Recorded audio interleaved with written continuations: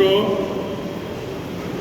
ભાઈ શ્રી દિલીપભાઈએ આના વિશે ઘણું બોલ્યા, પણ એ હકીકત આપ સૌએ જે અમને જવાબદારી સોંપેલી હતી એના ભાગરૂપે અમે કર્યું છે.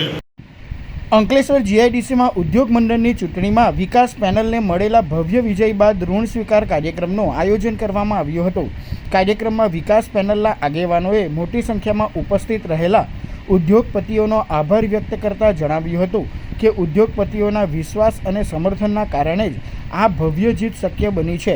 આ પ્રસંગે અંકલેશ્વર ઉદ્યોગ મંડળના પ્રમુખ વિમલ જેઠવા, ઉદ્યોગ અગ્રણી બળદેવ પ્રજાપતિ, યોગેશ પટેલ સહિત અનેક ઉદ્યોગપતિઓ હાજર રહ્યા હતા. કાર્યક્રમ દરમિયાન વિકાસ પેનલે ઉદ્યોગોના હિતમાં પારદર્શક અને વિકાસલક્ષી કામગીરી કરવાની પ્રતિબદ્ધતા વ્યક્ત કરી હતી.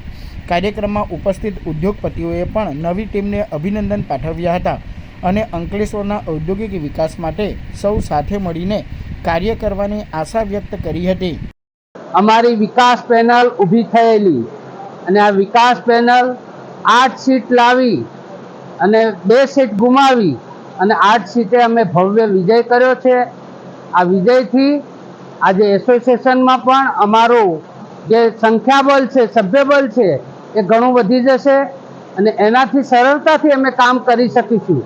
અને એના માટે આજે જે પણ આપણા કાર્યકર્તા હોય, જે આપણા મતદારોએ, ઉદ્યોગકાર મિત્રોએ સાથ સહકાર આપ્યો છે, આ બધાને આપણે એમની લાગણી જે આપણા પ્રત્યે છે એને એક ઋણ સ્વીકાર માટે આજનો જે કાર્યક્રમ રાખ્યો છે એ ખાલી એમ કે ભાઈ તમારા દ્વારા જ અમે જીત્યા છીએ, તમે જ જે કહેશો એ 8 લોકોને જે કહેશો એ કામ કરશે, એટલે ચિંતા કર્યા વગર કામ બતાવજો અને કામ ના થાય તો ફરિયાદ કરજો ચોક્કસ. અંકલેશ્વર ઇન્ડસ્ટ્રી એસોસિએશનની વર્ષ 2026-27ના ઇલેક્શન બાદ આજરોજ ટીમ વિકાસ તરફથી અંકલેશ્વર એસ્ટેટના સર્વે ઉદ્યોગકાર મિત્રનો ઋણ ચૂકવવા બદલ આજરોજ એક મિટિંગનું આયોજન કરેલું છે, જેની અંદર અંકલેશ્વર એસ્ટેટમાંથી સર્વે ઉદ્યોગકાર મિત્રોએ મોટી સંખ્યામાં આજરોજ હાજરી આપી અને ટીમ વિકાસને સપોર્ટ કરવા બદલ એમનો